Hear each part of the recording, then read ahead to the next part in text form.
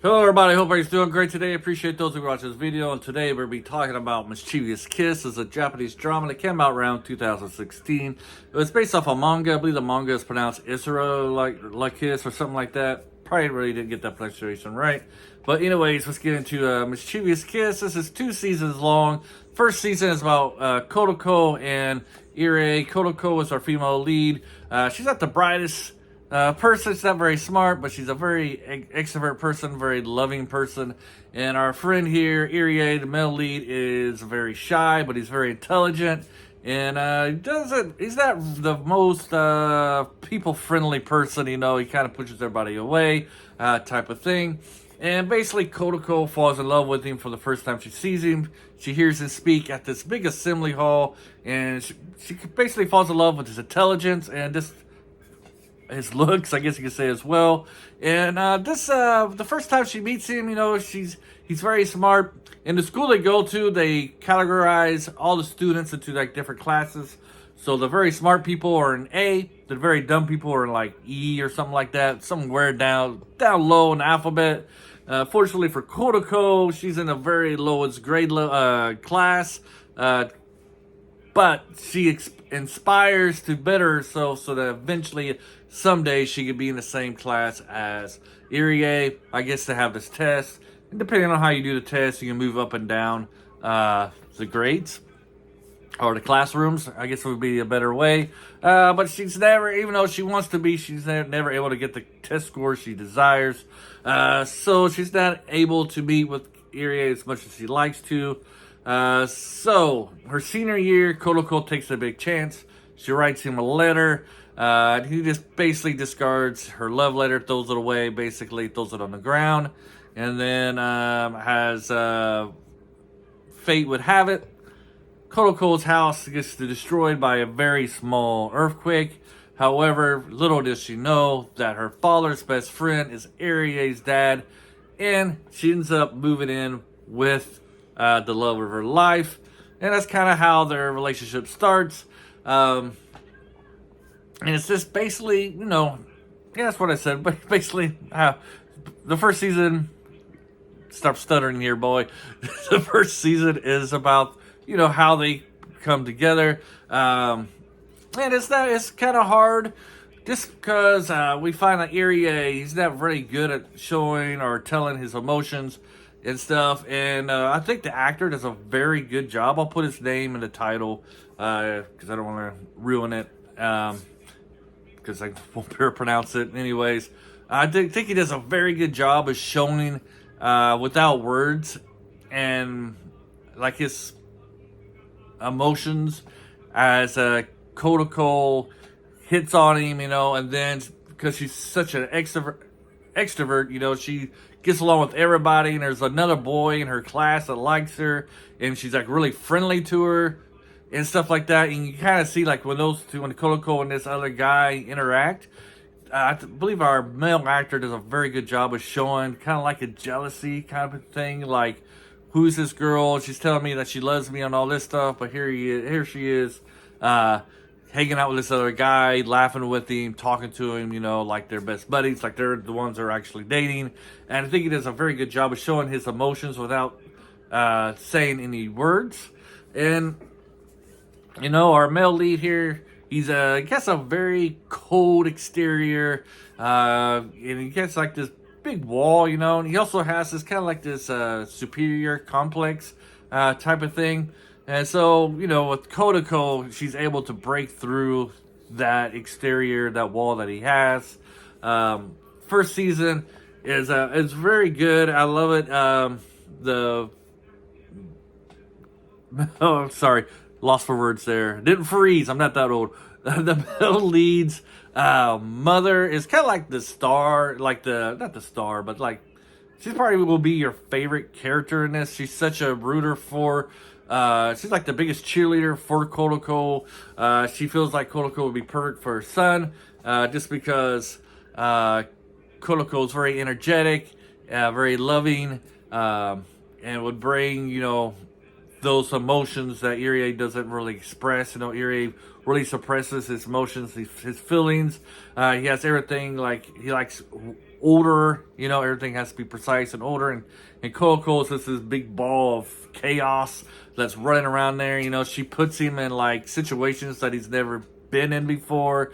Helps him get out of that shell, break out of the shell that he's in, and helps his life become kind of interesting. You know, because for the most part, he's just into the books and studying. You know, everywhere he goes, you see him reading a newspaper. He likes to keep to himself, but once Kotoko enters his life, into his world, he starts to become more center of attention, which he absolutely hates, and it puts him in situations that he would never be in before without her. And that's basically like the first season. It's basically that relationship that Kotoko and him have together. How, you know, he wants his life to be this way, but, you know, she's in it, and he's getting all this attention he don't want. Situations that make him feel uncomfortable for a change, brings like uncertainty into his life, and so you kind of see this bond forming. And like I said, the best character first season and second season maybe is the mother of our male lead. She's great, she's funny, and ladies, if you ever date a guy, hopefully you get a mother-in-law, or like Koroko gets in the second season. Let's kind of guess these are kind of spoilers here, but it's been 8 years. Second season is about the marriage. Can these two, who are complete opposites in personality, get along? I'll have to say also that Irie brings out the best in Kotoko. You see this in season 1, and you really see it in season 2. Like I said, she's not the smartest person in the world. She's kind of dumb, clumsy, you know, all those good things. But like I said, she has a positive personality. She likes to help people out. She's just very friendly. And in the second season, we see her, she wanted to be like a nurse, because our male lead here, her husband, at this time, he's a doctor, so she wants to kind of support him. And the only way that she would ever be able to achieve these things is because her desire to be, you know, equal to Irie, you know. And that's what the best thing is about these relationships, about marriages and stuff, is when the husband and wife, they're equal. Maybe not in intelligence, but, you know, they got equal stability. They compensate each other, and that's what we really see in this relationship. So the second season is about their marriage. All they gotta be able to survive, the differences they have in personality. We see that there is, you know, kind of like a lack of communication in their marriage. Irie likes to keep everything to himself. He doesn't really share his feelings with Kotoko, which is really hard for her to understand, because she's somebody who's just open, you know, wears her emotions on her sleeves. Everybody knows how she's feeling. She got this husband that still has a hard time sharing what he feels. And so second season is about, you know, getting where these two are on the same level of communicating each other's feelings, trials that a marriage couple has during their marriage, especially when you first get married. I believe that it does a very good representation of a newlywed couple. And so the question is, by the end of the second season, does our couple remain together? Do they separate? What happens? The stories, both seasons also touches upon what's going on in their families' lives. Kotoko only has her father. Her mother died when she was very young. While Irie has a little brother, and he has a mother and a father. His family in season 1 has some hardships and trials that they have to go through, that he tries to help them out. And sometimes the family agrees with him, sometimes they don't. First season also is about Irie trying to find himself. He doesn't really like, you know, like most teenagers and young people, doesn't really like that the parents have a path set out for him, you know. He wants to try to break away that, have his own freedom. You see that play out in season 1, season 2, when he's a husband, you know, it's him trying to protect and be a good husband to his wife.